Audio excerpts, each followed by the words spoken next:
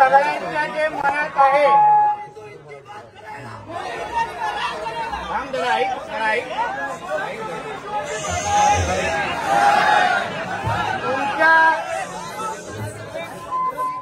तुमच्या सगळ्यांच्या जे मनात आहे त्या भडव्यावर तेच होणार एवढं मी तुम्हाला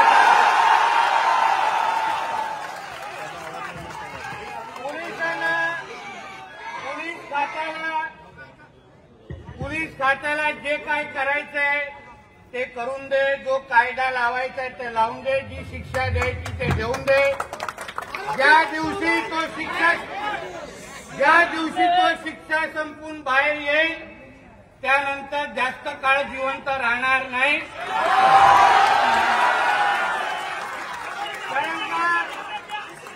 कारण ऐकून घ्या कारण का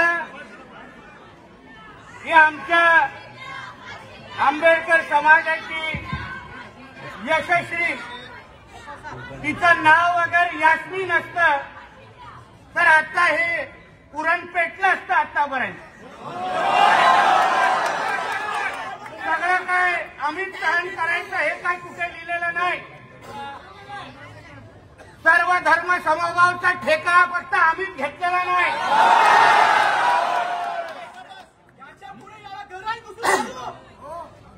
बोलण्यापेक्षा ज्या दिवशी कराल केल्यानंतर फोन कराल त्या दिवशी मानेल. कारण का हिंदू समाज म्हणून आपण अगर आपल्या स्वतःसाठी अगर उभं राहिलो नाही तर हे जिहादी उद्या घरातली मंदिरं पण उचलून घेऊन जातील हे लक्षात ठेवा.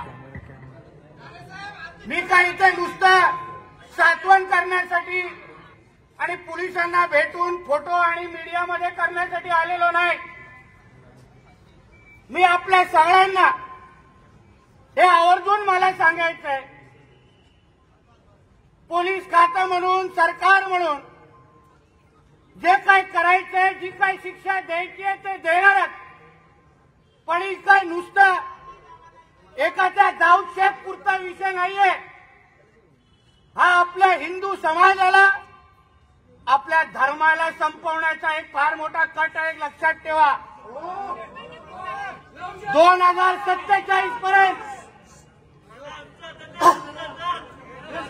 2047 पर्यंत या देशाला इस्लाम राष्ट्र बनवण्याचा निर्धार या जिहाद्यांनी केलेला आहे. आणि त्यासाठी हिंदूंची जनसंख्या कमी कशी करायची तर त्याचा एकमेव मार्ग आहे लव जिहाद. आणि या लव जिहादच्या निमित्ताने अशाच आपल्या भगिनींना अशा पद्धतीने फसवायचं आणि अशा पद्धतीचं त्यांचं आयुष्य संपवायचं. पण त्यांचे कोणी भडवे अगर या गर्दीमध्ये उभे असतील तर त्यांनी हेही लक्षात ठेवावं की हा विषय इथपर्यंत संपणार नाही.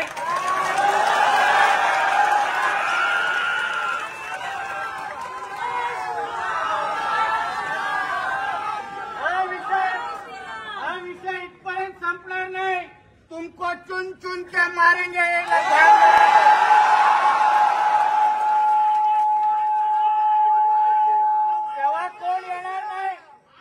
तेव्हा कोण येणार नाही मस्जिदीतून तुम्हा लोकांना वाचवण्यासाठी.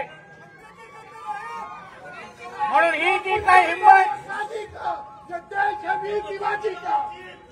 काय हिंमत जी दाखवली आहे आमच्या हिंदू समाजाला जे आव्हान देण्याचा जो प्रयत्न केलाय यापुढे ह्याचा बदला आम्ही निश्चित पद्धतीने घेऊ. हा शब्द आहे तुम्हाला प्रत्येकाला मी देऊन जातोय. मी तिच्या आई वडिलांना पण शब्द दिलाय. तिच्या आई वडिलांना पण शब्द दिलाय की तुम्ही चिंता करू नका की जसे माझ्या या बहिणीचे व्हिडिओ आणि फोटो सगळीकडे फिरतायत ना तसे ते भडव्याचे पण फोटो आम्ही तुमच्या समोर व्हिडिओ आणून दाखवू. आपल्याला किती वाटलं हे आपल्याला किती वाटलं तर हे आपलं तरी आपलं एक जिहादी आपल्या डॉक्टर बाबासाहेब आंबेडकरांचं संविधान मानत नाही, ते शरिया कायदाच मानतात आणि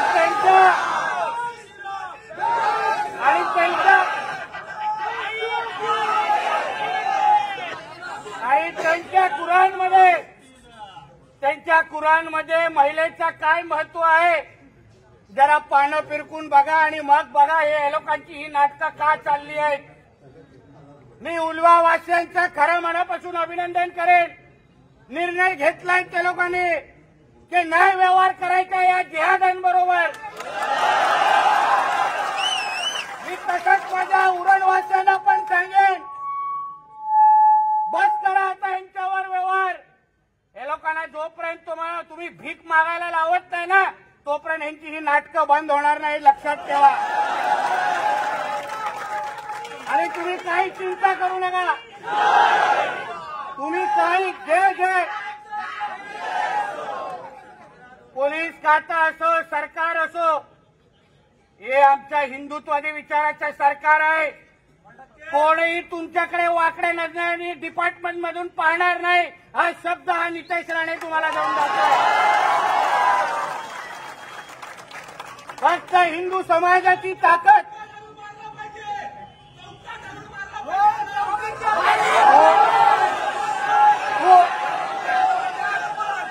तुम्ही फक्त चौक बघून ठेवा. त्या भडव्याला तिथे आणण्याची जबाबदारी आमच्या लोकांची आहे.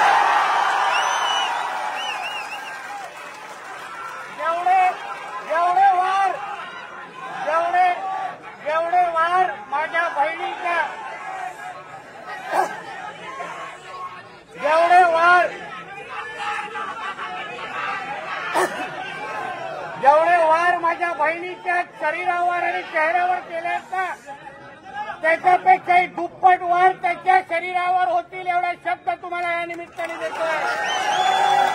आम्ही काय कायदा हातात घेणारे लोक नाही आहोत, पण आमच्या माता भगिनींच्या पर्यंत पोचण्याची कोण हिंमत करेल तर त्या भडव्यांना जिवंत न ठेवण्याचं पण आमच्या धर्मामध्ये सांगून ठेवलेलं आहे. म्हणून यापुढे आपल्याला मी एवढेच निमित्ताने विनंती करेन, पोलीस जे आपलं काम करायचे ते करतीलच, पण तुम्ही आपल्या पद्धतीने जागृत राहा, आपली भीती निर्माण करा. कोणीही आपल्याकडे वाकड्या नजरेने पाहिलं तर त्याचे डोळे जागेवर राहता कामा नये एवढी दहशत हिंदू समाजाची तयार झाली पाहिजे. परत तुम्हाला सांगतो, ही अगर यशस्वी नाही पण यास्मीन असती ना इकडला एकही हिंदू जिवंत राहिला नसता. आपण नुसतं भाषण करत बसलोय, घोषणा देत बसलोय, पण हिंदू समाज म्हणून जसा आज आपल्या बहिणी वाकड्या नजरेने पाहिलंय आपल्या आंबेडकरी समाजाची हक्काची तरुणी होती, त्याच पद्धतीने कोणी यापुढे वाकड्या नजरेने बघण्याची हिंमत होता कामा नये. ही शपथ या निमित्ताने तुम्ही घ्यावी एवढीच विनंती मी तुम्हाला या निमित्ताने करतोय. तुम्ही काय चिंता करू नका, आम्ही सगळेजण तुमच्या बरोबर आहोत एवढाच विश्वास तुम्हाला या निमित्ताने देतो. जय श्रीराम.